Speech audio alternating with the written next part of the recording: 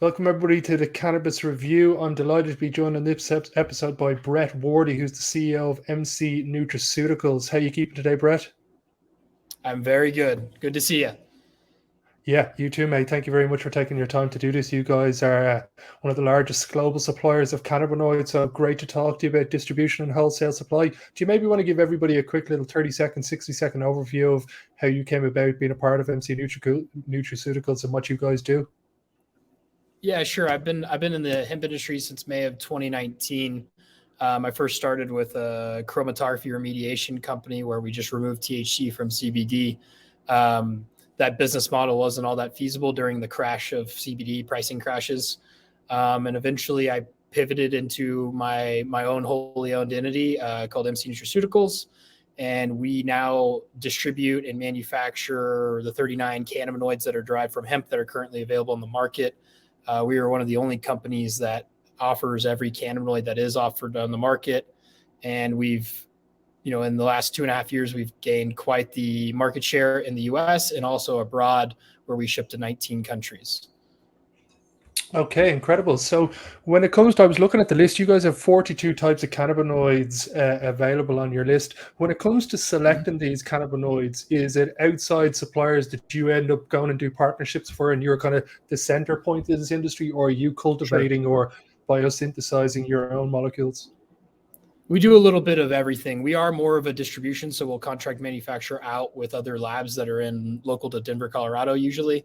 And then we do our own R&D, our own analytics in-house, and we also do some small scale manufacturing.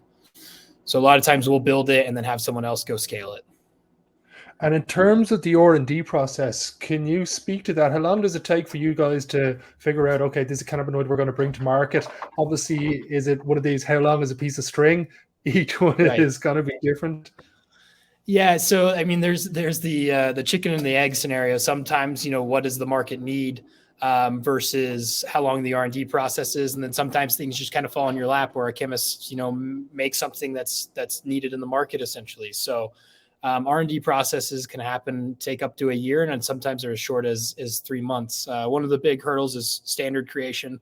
So we have to actually contract that out, 99.99% reference standard with an outside company. And then we take that to a third party who does a third party review on it, make sure it is what it is, run an NMR, and then they'll essentially start using that for testing in the market. So testing is one of the hurdles. Obviously, just the basic R&D. All of our products are essentially 95% pure, if not 99%. A lot of times they are 99% pure. So also just getting to that point where everything is pure, free of toxins. We run everything through a toxicology lab that's local to us to make sure that there isn't any other byproducts essentially made in the process. And then after that process, we're able to fully distribute it once it's third-party tested, ran through toxicology. And then there's a need in the market. Sometimes you make something and it's not necessarily needed in the market. And when it comes to the need in the market, are you highlighting opportunities and seeing, let's say, CBGA for cosmetics or whatever it may be, Right. and then you're going to pivot to these clients? Or is there smaller, let's say, distributors and wholesalers below you guys that are dealing directly with formulation companies or with brands who are looking to create a new product range? Part of my company is the ability to do business development for our clients. So our clients are always looking for the newest, best thing does X. For example, way back in the day, CBN helps with sleep. So what happens when you mirror CBN and put THC with it? You have a hell of a sleep product. So I think part of it's us doing the own formulations for other people. We test it out, we send it out. That's part of the business development product development. So we do a lot of that in-house for our clients. We see ourselves as, you buy from us, sure. And if we just want to keep it transactional, that's fine. But, if you want to have a deeper relationship with us, we'll tell you what to do or what we think is working in the market. We have over 300 clients internally, and then we probably distribute to another 400, 500 indirectly through brokers or contract manufacturers or people like. So we probably have one of the best understandings of what sells and what doesn't from the top down view. And then we also take feedback down from the people that are actually distributing straight to stores, smoke shops, gas stations, grocery stores, wherever it is. And when it comes to, you guys have a global presence now in 17, 18 countries, I think you were mentioning before we came on air.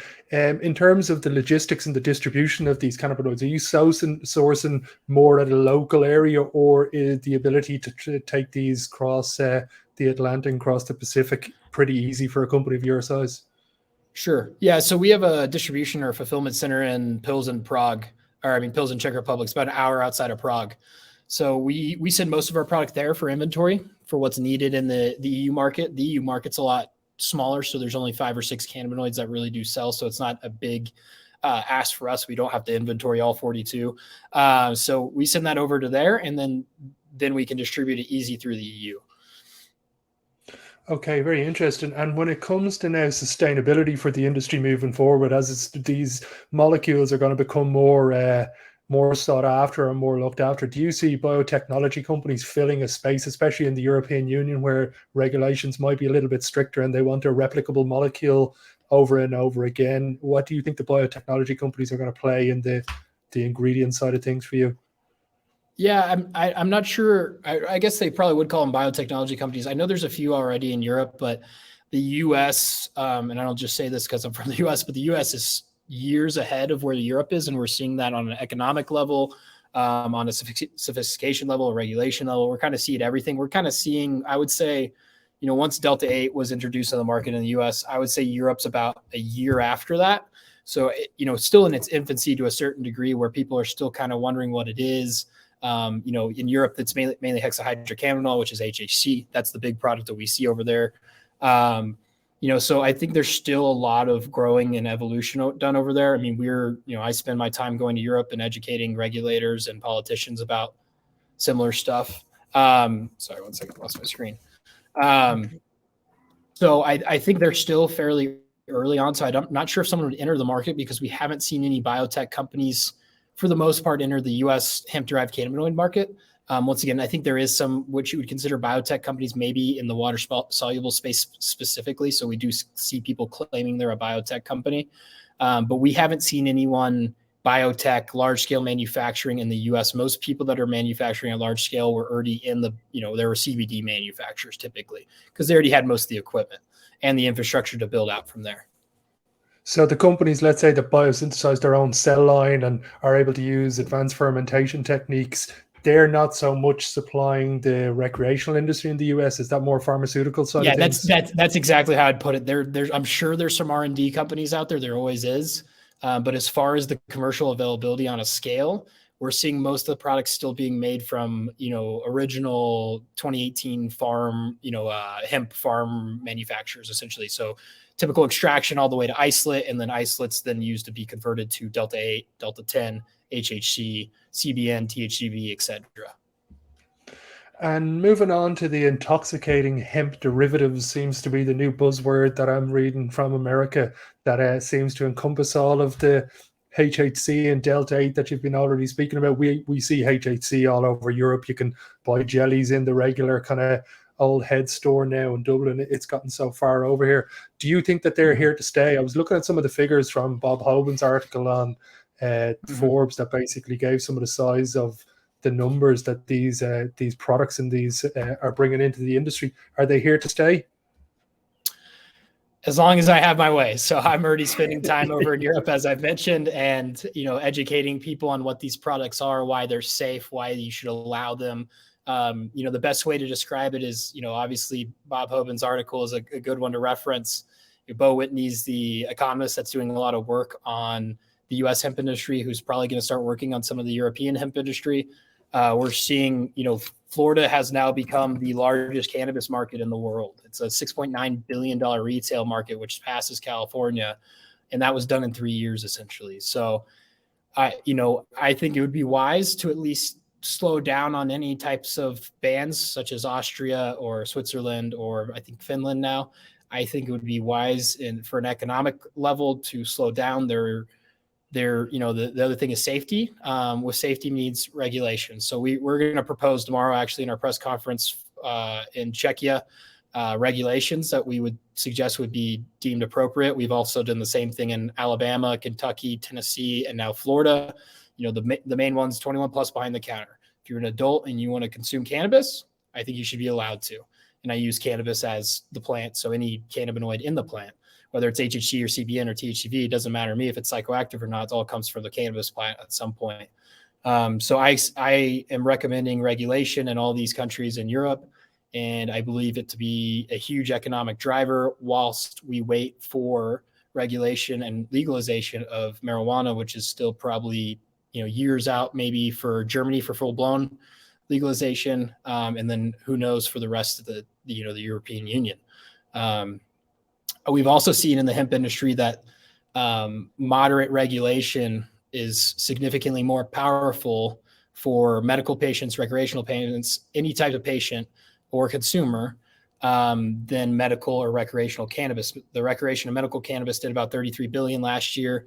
We think the number, which we'll have in the next 3 to 4 months of Bo Whitney, is over 40 billion for the U.S. hemp industry. So keep in mind, the hemp industry has been around since 2018. The U.S. cannabis market has been around since 2012, roughly. So what the cannabis industry did in 12 years, we were able to do in 4 or 5. So we're about twice as fast as they are from a distribution economics perspective. And then on top of that, we've expanded the cannabis science to include 42 cannabinoids, where the marijuana industry only does 4 or 5. And that's not because the marijuana industry doesn't want to. That's because they're overregulated to the point where they can't adopt and innovate fast, whether it's capital, whether it's just regulation in general. The hemp industry is moving at a pace that you just can't keep up with. And that's why I think it is here to stay, especially in the US. The European Union, we'll see how fast I can get out there and educate everybody on the topic is. Yeah, I think it's going to be one of these sectors where different parts of the world are just going to be completely differently legislated and different range of products. I don't think there's going to be a translate from North America over into Europe at all. I think between the 27 countries in the European Union, they're all completely different and have completely different needs and wants. But I think the advancements that are happening in Germany and Prague and Switzerland are a sign of things to come, and hopefully that the Czech Republic roll back the laws that they changed just recently regarding CBD. Yeah, I think I don't understand the law. I don't think there's actually a law put in place. I could be misunderstanding it, but in Prague you can't, or in the Czech Republic you can't, and I think this is European Union too, you can't advertise CBD at all, essentially. So I think that's more of what the Department of Agriculture was saying, which is kind of more the same. The way I understand CBD is it's a novelty item. You want it, you buy it. There's no information about it whatsoever. It's, it's like a knick-knack essentially that you can eat. So I think that's one of the part of the proposed changes to the regulation is like, listen, you want the people at the store educating people on CBD, CBN, HHC, whatever it is, so they can responsibly consume it. It doesn't matter what it is. So, I think that obviously I truly believe that was a misstep by the Department of Agriculture there, or the Ministry of Agriculture. But that's why I'm here to try to educate. Before I started talking to some of the advisors of the Prime Minister and the Health Ministry, there's just no one to do it. So once you start educating people, I think people start to understand the economics, the safety, understand the product and why it's important. Yeah, I couldn't agree with you more. Out of the 44 cannabinoids that you guys work with, what are the top 3 in the market at the moment? And do you think those top 3 are going to change over the next 5 to 10 years? Yeah, I'll preface with probably not, but the top one in the U.S. is Delta 8. For example, we sell about 1,000 kilos a week of Delta 8, so it's about 1 billion doses. So the scale is quite pretty unfathomable about how much just our company does, and there's 15, 20, 30 alike. The U.S. is consuming billions and billions and billions of doses a month, which is just it's great, honestly, to see that people actually want this product. They want to consume this product, and it helps them. So the biggest one's Delta 8 in the US. The second biggest, or the first biggest in Europe, is HHC, obviously. And that's about the same. We send about 500 to 800 kilos a month, sometimes 1,000 on a good month, to Europe. So we're seeing a similar demand. There's obviously less competition as importing HHC. There's also less people that make HHC in the US. So the demand's still not clear. It's not quite as much, but Delta 8's the king here in the US. HHC is the king in the EU. And then I'm trying to think of the second biggest one. I'll tell you my favorite just because at the top of my head, there is a huge gap in between Delta 8 and the next one, essentially on a volume basis. My favorite cannabinoids are CBN and THCV. I think they have the best known therapeutical benefits. THCV is now coming down to a price where I think people are going to start formulating in with their Delta 8s or whatever product it is. I can't make claims, but CBN, let's just say it's good at nighttime and THCV is good in the morning. So, those products have serious promise, and I'm glad that the hemp industry was able to make those at scale. And I foresee that those are going to be huge products on the medicinal side in the next, let's call it 12 months from now. Okay, incredible. We just reached our 15 minutes, Brett. It's been an amazing conversation. I hope we get to talk to you again towards the end of the year, and the European Union is steamed along and we've got all these new countries legalizing. Yeah. Sounds good. I appreciate your time. Thanks for chatting with me. Thank you very much, everybody. For those who want to know more, MC Nutraceuticals website is below. Highly recommend checking them out. They're the top dogs in America when it comes to wholesale supply of cannabinoids. So, Brett, thank you very much for your time. Yes, chat soon. Bye. Cheers. Bye-bye.